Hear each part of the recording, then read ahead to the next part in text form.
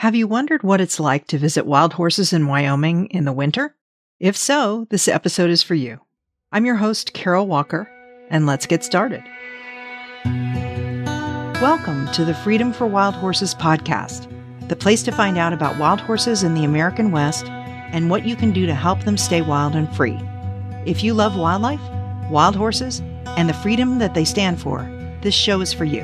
I'm your host, Carol Walker. Let's get started.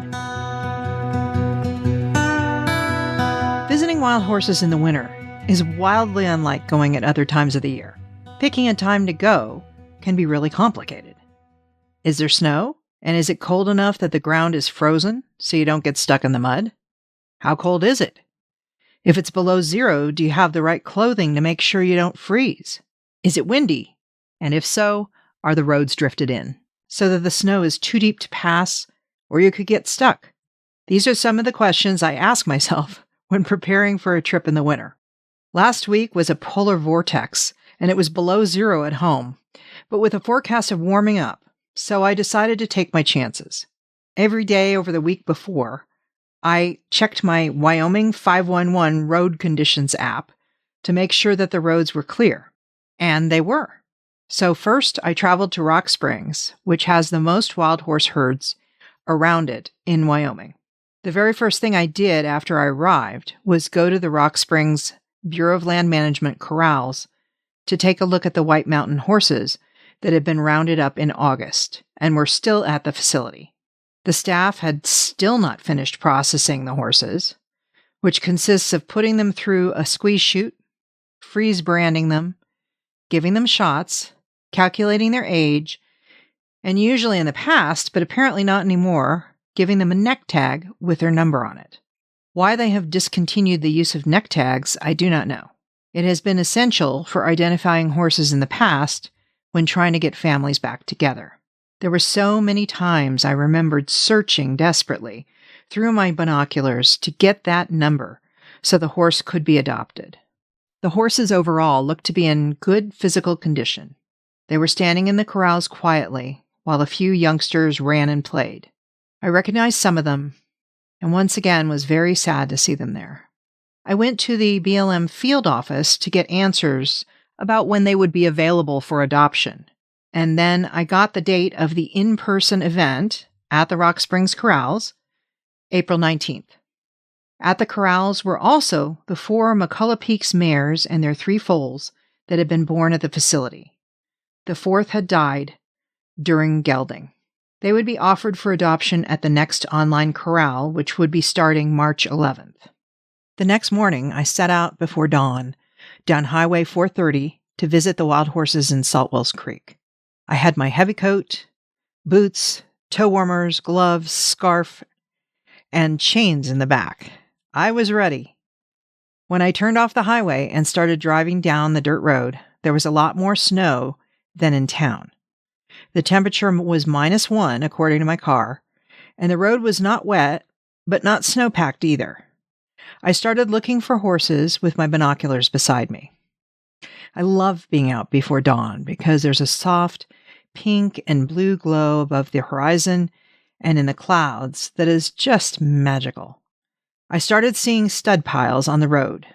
These are piles of manure that the stallions leave as a kind of signal to other stallions, a marker. And because these are full of moisture, they become rock solid when they freeze, so I try to avoid hitting them in the winter. These stud piles mean horses were or are around, so it's a good sign, but it's not a guarantee I'll see them. I headed to where I had last spent time with the horses on my trip in October. This western side of the range was much snowier, and there were deep drifts by the sides of the road. One part of the road near a waterhole glittered with a sheet of ice. I watched carefully for the parts of the road that had drifted and avoided them. The mountain, with its frosting of snow, was gorgeous in the early morning light. No horses would go up there until it melted in the spring. The road I took was covered in snow, but there was a set of tracks that someone else had left going that way, so I felt much more comfortable because someone else had made it through. It allowed me to see how deep the snow was, and there wasn't much drifting from the wind. The hills were covered with snow, and as I got to the top of one of them, an area where I'd seen many horses in the fall, I spotted a couple of families through my binoculars. As I got closer, the snow looked deeper, and I did not want to make the horses uncomfortable, so I got out and I walked. The wind immediately chilled me, so I pulled on gloves from my pocket and slowly approached. A red curly stallion watches me as I approach his family, but doesn't pause too long before getting back to the important task of pawing the snow to get at the grass beneath. I watch as his whole family paws and eats. For wild horses, winter is all about survival. They are digging for food, staying out of the wind. Behind them, through some deep drifts, I see the black wild curly stallion Rocket and his family, also pawing through the snow. As the wind picks up, I turn back to my vehicle, a bit concerned about the road getting drifted.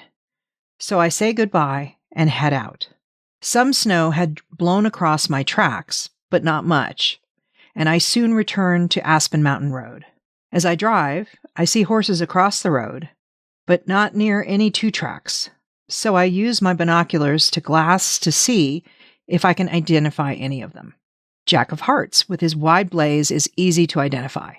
This area of the range has much less snow, so it makes sense to me why I see so many more families here. I don't see any way to get near them, so I head back out toward the highway. I detour down a road that goes behind the hills and see many families across the creek enjoying the sun, and hope to be able to see them closer tomorrow. The next day, I head out earlier and enjoy the sunrise while I'm driving. Pinks and blues over the hills are so beautiful, and it's warmer today, and I am concerned about the snow on the roads melting. I drive out to the same spot I went to yesterday, and the drifts on the roads are larger, and I don't see any horses at all. I turn around very carefully and decide to try Titsworth Gap. This is a truly terrible road when it is wet and muddy, and I have no desire to get stuck, so I proceed cautiously. I do a loop, and I'm starting to get discouraged because there's been so much manure on the roads. I know horses are here, but I haven't seen any, and the snow on the roads melting is getting very slippery. I slow down and stay in someone else's tracks, which I'm very thankful for, in the hopes that that will keep me on the road. Suddenly, out of the corner of my eye, I see movement on the hillside, and there is a big group of about 45 to 50 horses. My eye is drawn to a band I recognize, very easy to spot, with palominos and a cremello glowing on the hillside.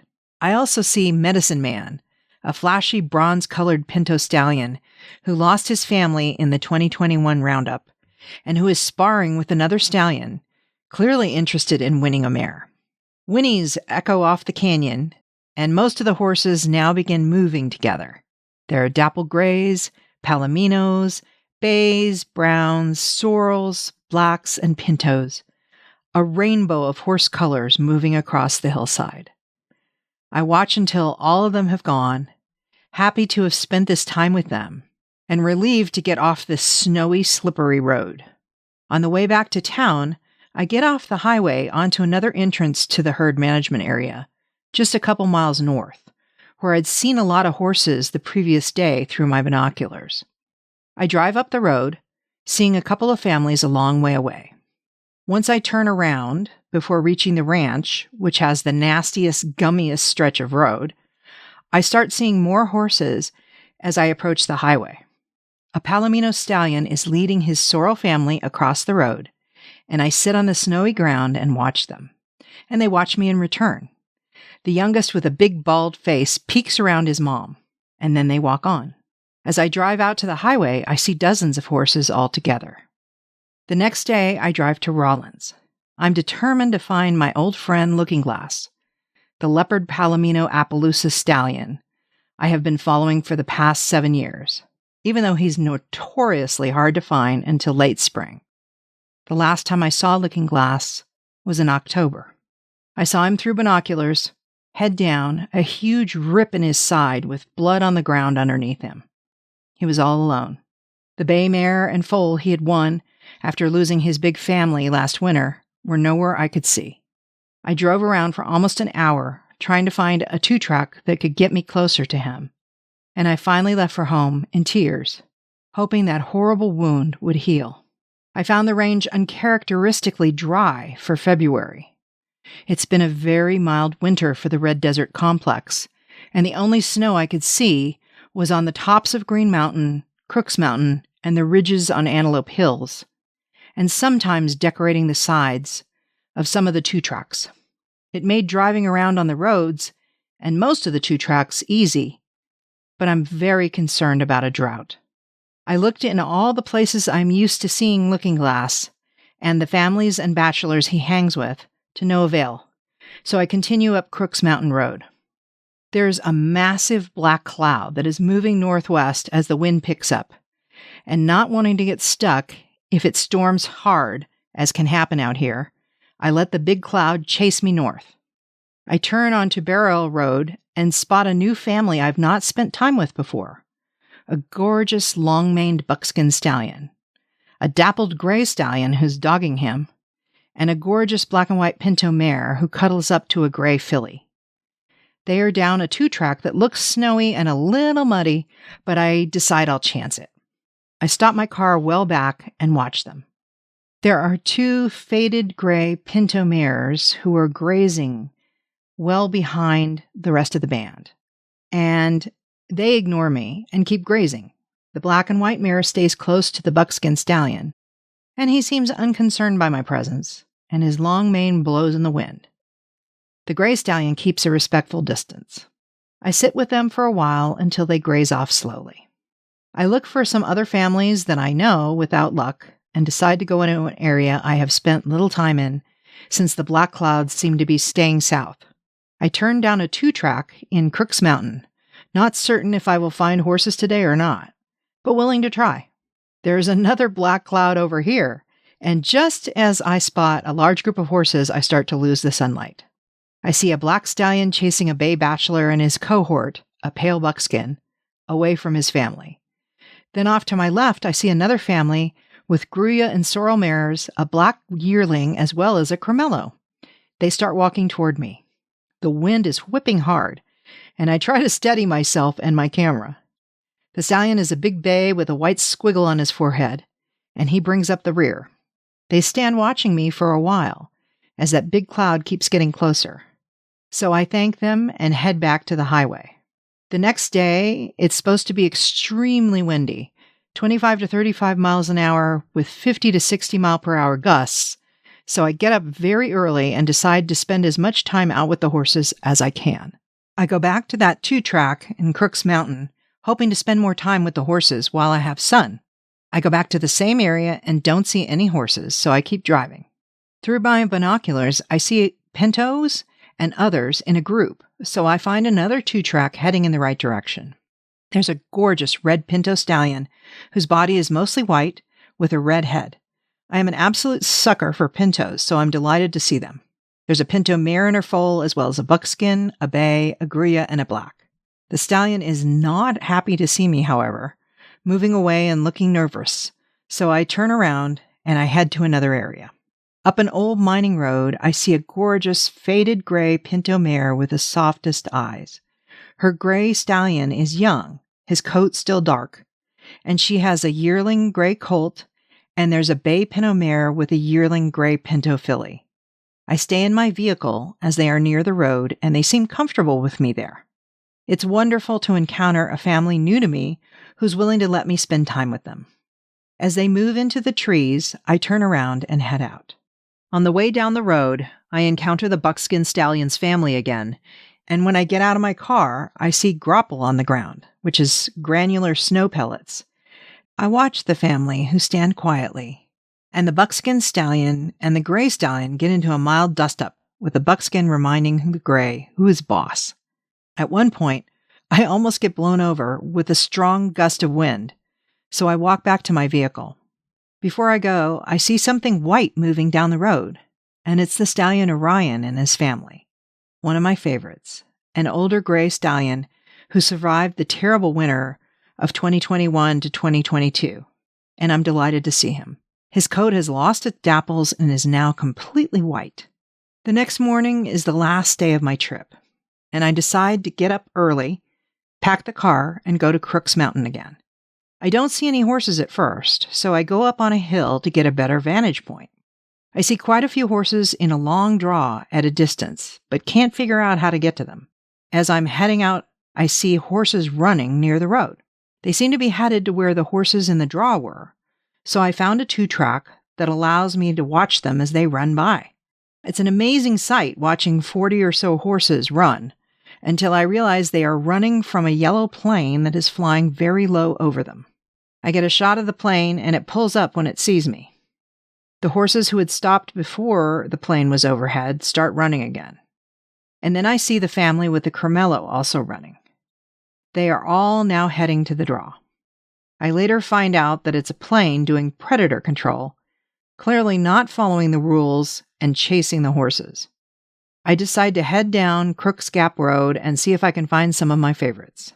And I'm lucky today. The bay roan stallion Takini and his family are near the road, and his gorgeous black and white pinto mare is curious about me, and she's usually very shy.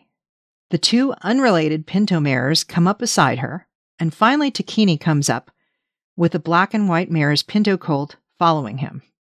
It's amazing to me how roan horses look so much different with their winter coats.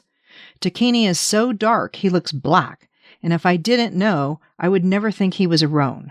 He stares at me for a while, and I stare back. The colt comes up and immediately starts grazing. They all look healthy, and I'm immensely grateful for that. I decide to head down further and take one last look for a looking glass. As I'm driving, I suddenly see horses moving to my left, and I get my binoculars, and there he is. He's very easy to pick out with that light coat. I find the 2-track that goes to the water hole that was dry in fall, but must be full now, and watch him walk and play with a bay bachelor stallion. There's a long, jagged scar along his side that has healed, but must have been incredibly painful. I am once again reminded of how resilient wild horses are. They can heal from severe injuries without any human intervention.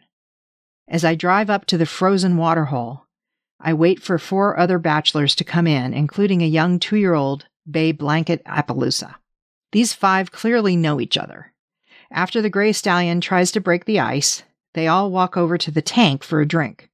In the distance, I see Ashwin, the gray Fabio of Lost Creek, walking toward them. Over the 3 years I've known him, he's always been alone, meeting up with other stallions at the water hole, but staying by himself. His long gray mane is so gorgeous blowing in the wind. He and Looking Glass exchange a sweet greeting and walk on together. I am looking forward to the next time I get to spend with them, grateful for knowing them. Thank you for listening to this episode of Freedom for Wild Horses. If you'd like to support our lawsuit to stop the zeroing out of the Salt Wells Creek, Divide Basin, and half of the Adobe Town herds, please donate at AmericanWildHorse.org/donate. Thank you for listening to this episode of Freedom for Wild Horses. If you want to learn more, follow me at www.wildhoofbeats.com for more information and for ways to help America's wild horses. See you next time.